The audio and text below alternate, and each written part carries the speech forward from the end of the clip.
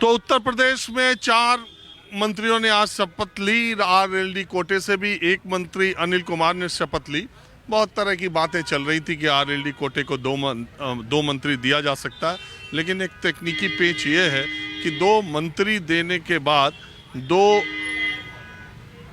सांसद की सीट भी देनी पड़ सकती है, क्योंकि आरएलडी अपना दल, निषाद पार्टी और ओम प्रकाश राजभर, ये 4 के 4 इस समय सहयोगी दल भारतीय जनता पार्टी के हैं। और जो अभी तक तय हुआ उसमें सिर्फ 2 सीटें अपना दल और 2 आरजेडी को दी जाएंगी। निषाद पार्टी में प्रवीण निषाद, जो कि संजय निषाद के बेटे हैं, भारतीय जनता पार्टी ने उनका टिकट पहले ही कमल के फूल का घोषित कर रखा है। और ओम प्रकाश राजभर अपने बेटे के लिए टिकट चाहते हैं। वो देखिए, घोसी, सलेमपुर, गाजीपुर कौन सी सीट हो सकती है, अभी इस पर मंथन चल रहा है।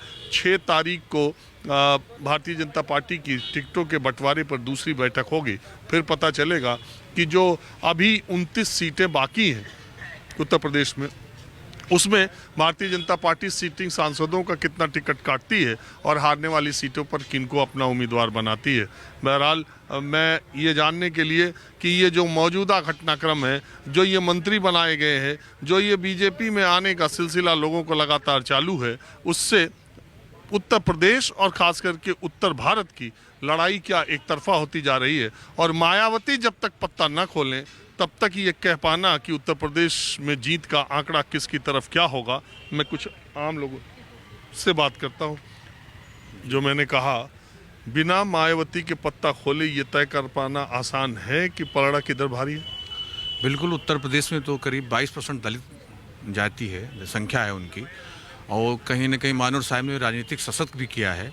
वो अपने अधिकारों हकों के बारे में जान भी गए हैं, तो निश्चित ही उनका इम्पोर्टेंस है। लेकिन आज जो परसेप्शन बनाया जा रहा है वो पिछड़ों पे केंद्रित कर दिया गया है, जो कि भारत का पिछड़ा वर्ग आज़ादी से पहले से ही भ्रमित है। वो आइडियोलॉजी के बिहाफ पे नहीं चलता है, न वो किसी उसका कोई एक लीडर है, न कोई उसके एक विचार हैं। तो उसको आप देखिए, आज जो विस्तार की बात कर रहे थे आप, राजभर जी या दारा सिंह चौहान, दोनों पिछड़े वर्ग से हैं। आप देखिए 2 लोग कहाँ कहाँ गए, कोई विचारधारा नहीं, सिर्फ अपने कुछ लोगों को या अपने के लिए एक पद ले लेना, अपने लोगों कुछ लोगों को सशक्त कर देना, वो भी इकोनॉमिक रूप से, सामाजिक रूप से नहीं। ओम प्रकाश राजभर की जो मांग हुआ करती थी कि हमें हमारी जात को, राजभर जो आज़ादी से पहले एससी में आती थी या छूत थी, उसको एससी में शामिल किया जाए, वो मांग को छोड़ के चले गए। इन्होंने कमेटियाँ कई बनवाई कि पिछड़ों को बांटा जाए, वो भी मुद्दा पीछे छोड़ दिया।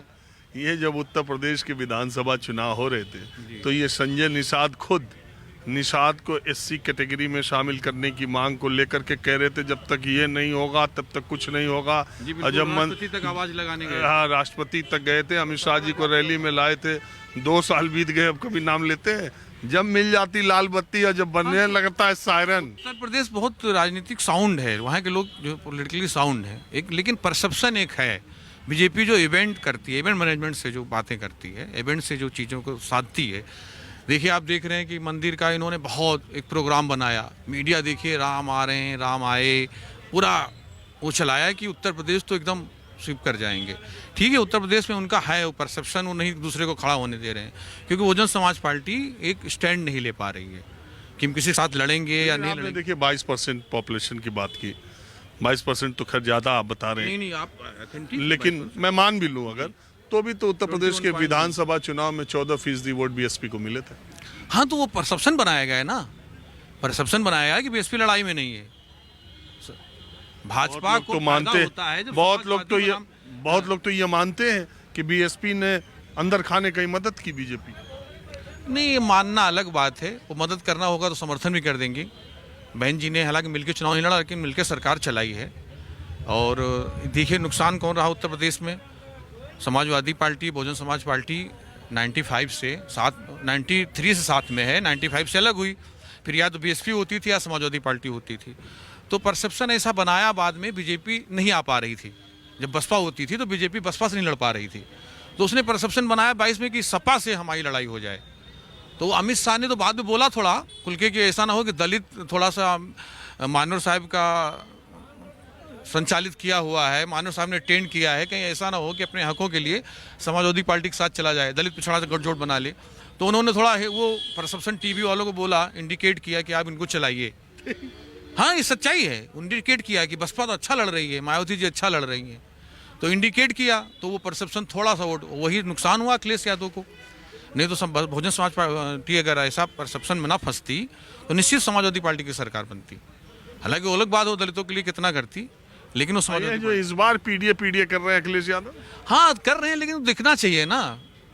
पीडीए कर रहे हैं लेकिन वो व्यवहार में दिखना चाहिए। अब राजनीतिक कास्ट हो गई है यहाँ भी, खासकर दलित समाज में जाटो समाज एक पॉलिटिकल कास्ट हो गई है ब्राह्मण और यादव के बाद। तो उसको दिखना चाहिए ना कि उसको हाँ हक हमारी लड़ाई सही में लड़ रहे हैं, क्योंकि उसके नेता मुख्यमंत्री रही हैं और अभी भी लोग हैं, भाजपा में गए तो 30 विधायक भी हो गए हैं। तो उसको जब दिखेगा सशक्त, अखिलेश जी अभी थोड़ा सा डायलेमा में हैं, इधर उधर। उनको लगता है कि जैसे पहले नेताजी सरकार बना लेते थे, वो तोड़ के बना लेना था, जैसे 2005-3 में बना लिया। बेंच ने इस्तीफा दिया, कुछ लोग आज कॉरिडोर में इस्तीफा दिया, तोड़ा बनाया, ये सब किया, तो इसीलिए था आपकी साथ समाजवादी पार्टी के बीजेपी ने तोड़ लिए। नहीं तो ये तोड़ना ताड़ना तो चलता है। पीडीए की बात कर रहे हैं, इसी तरह पीडीए की बात कर रहे हैं, आप पीडीए के लोगों को टिकट नहीं दे रहे हैं। पल्लवी पटेल ने सवाल सही उठाया ना, आप यहाँ पे बेवकूफ़ बना रहे हो, जहाँ आपकी मुख्यमंत्री पिछड़ा भी बना, दलित भी बना, यहाँ पे आपको देना पड़ेगा। अच्छा, आप